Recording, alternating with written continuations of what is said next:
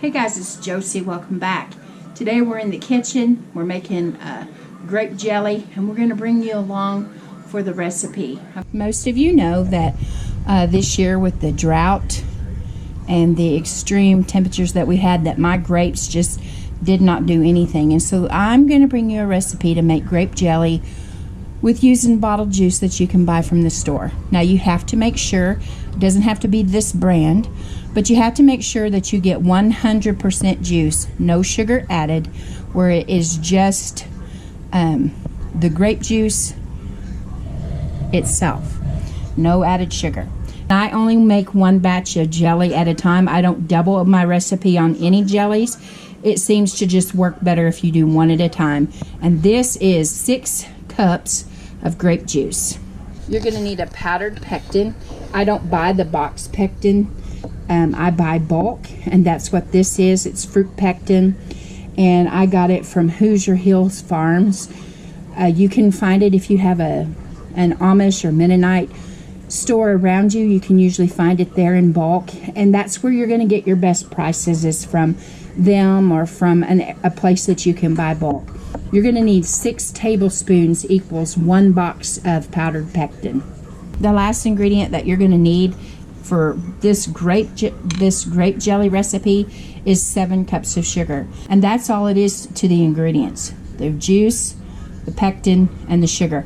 Oh, and you can put a tablespoon of butter in the jelly as well to keep it from foaming up. I've got my jars inside my steam canner staying hot because I want them to be the same temperature as the jelly when it gets made, because that will be extremely hot, and you want to make sure that you don't have any kind of problems with your jars with the temperature. We've got our 6 cups of grape juice. That's the fire's turned on and it's coming up to temperature, and I'm going to go ahead and sprinkle the fruit pectin in with this, and I'm going to whisk it. Now you don't want to add your sugar yet. We're going to put the fruit pectin in and whisk it, and it'll come up to a boil. When it comes up to a rapid boil that you can't stir down, then we'll add our sugar. When you add the sugar, of course the boil's going to quit because it reduces the temperature, and so you'll then begin to stir constantly. Pardon me. When it's at a full rolling boil with that sugar for 1 minute. But you don't set your timer until the juice is at a full rolling boil. After you add the sugar in and you're stirring, and it begins that boil that you can't stir down, then you'll time it for 1 minute. This that I'm adding is butter. That's all I'm adding in, and it won't cause any kind of problems with your with the canning process. This just cuts down on that foam that I was telling you about.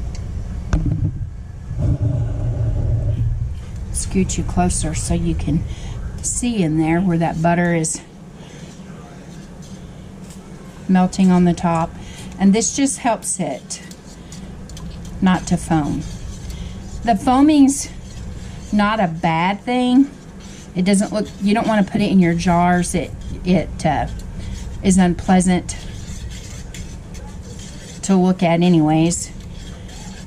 And if you don't add butter and you have to skim it off, that's not a big deal. You just have to take a spoon or something and move the foam around and skim it off the top before you're able to ladle it into the jars. It's not hard to do, but if you can keep from having to do that step, especially if you have a whole bunch of jelly to do, all the better. Little Howie's and really curious about what I'm doing. I'm glad that I've got him at a safe distance away.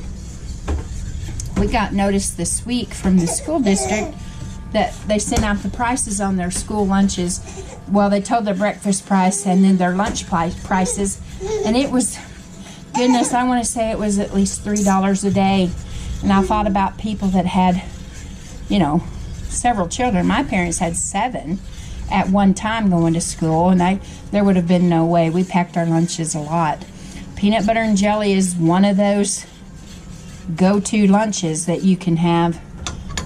And if you make your own jelly, you can save a lot of money. Now this is beginning to boil, but it's not at a full rolling boil. So if I go and stir it, it can stir it back down to where it's not boiling. But it's getting close. Okay, we're just about ready. Notice when I stir this and I quit stirring that it still bubbles. Okay, so now it's ready to dump all the sugar in. Now you want to be careful and don't splash yourself because this is incredibly hot. Now this is gonna cause it to quit boiling. At this point, I'm gonna stir it so that the sugar dissolves.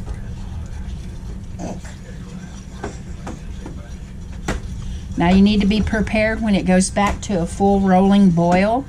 If you have to quickly move it off the burner, if it tries to boil out of your pan, and sometimes it will. If you don't have a deep enough pan or a wide enough pan. This is a pretty wide pan, and I wanted to use it because it's white on the inside so that you might be able to see what was going on. I've got my sugar stirred in. You want to make sure that it gets good and dissolved. Although when you go through and it feels like your sugar is all melted in there, it is not ready yet. You must let it come back to a full, okay, just a minute. You have to let it come back to a full rolling boil, and then you're going to time it for a minute, letting it boil. And you're going to stir.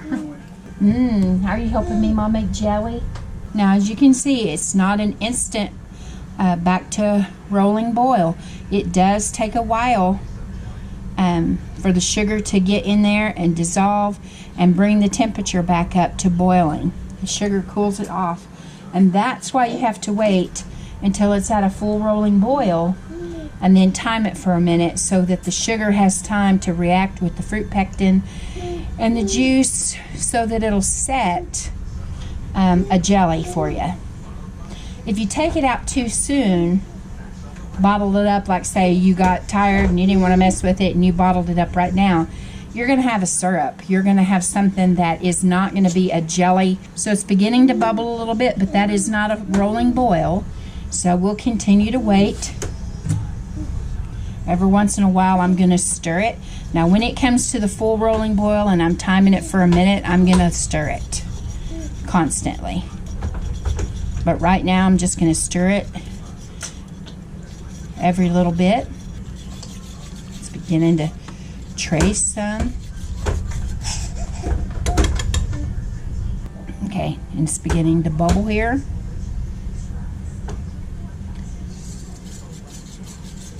Let's see what we've got. Okay, this is at the boil that I cannot stir down. So I'm going to set my timer for 1 minute. And I'm going to begin to stir, stir, stir. And I'm also going to watch it in case I have to pull it off the burner halfway or however much it takes. See, it's beginning to rise a little bit, so I am going to move it just a little bit. But you've got to keep it in that boil. Does that smell good, Bubba? Just a minute. Meemaw's working on something that I can't walk away from. Do not walk away from your jelly, guys.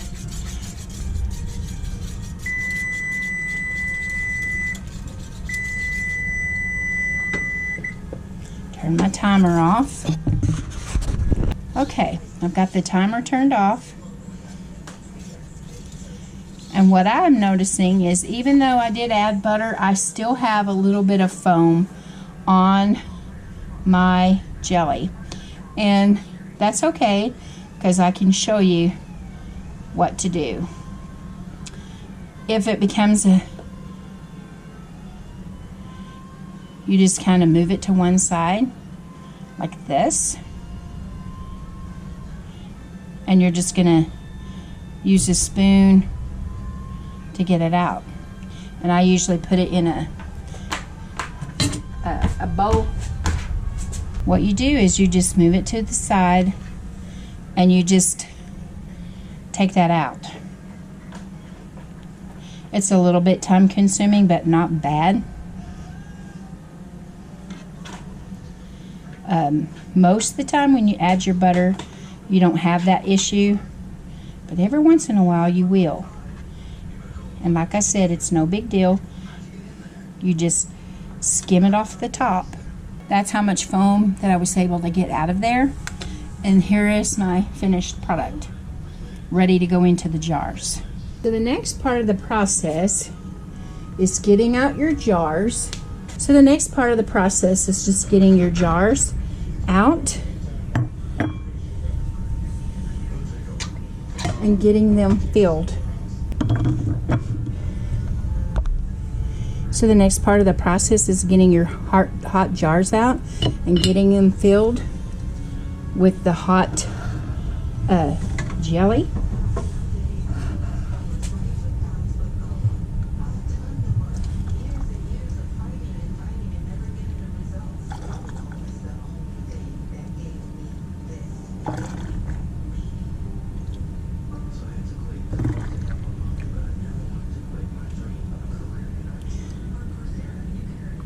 To 1/4 of an inch headspace, which is about right here.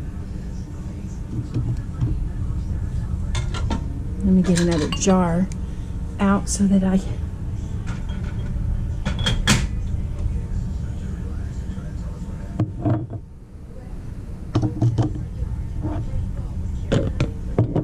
so it's about 1/4 of an inch headspace.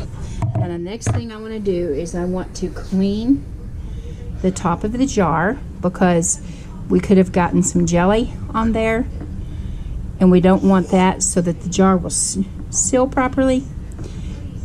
And it's another opportunity that we have to check our jars and make sure that we didn't miss anything as far as nicks and breaks.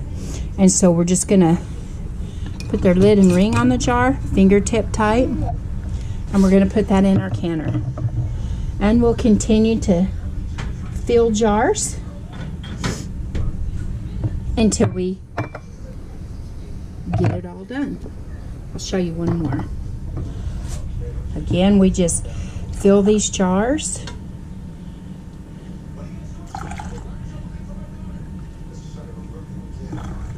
to 1/4 inch headspace.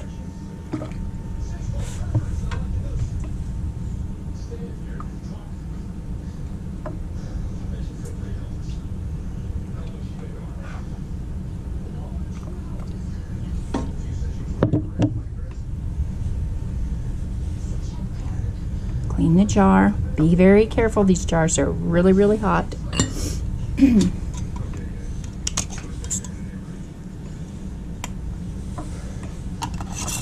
Fingertip tight. And put it in the canner. Now I'm going to continue to fill my jars and get them in my steam canner. Now, the steam canner works just like a hot water bath canner does for products that do not have to be pressure canned. This has enough sugar in it that these are going to be preserved without the need for pressure canning. For jelly, you need to hot water bath or steam can for 5 minutes, and then it's ready to be taken out of the canner and allowed to cool.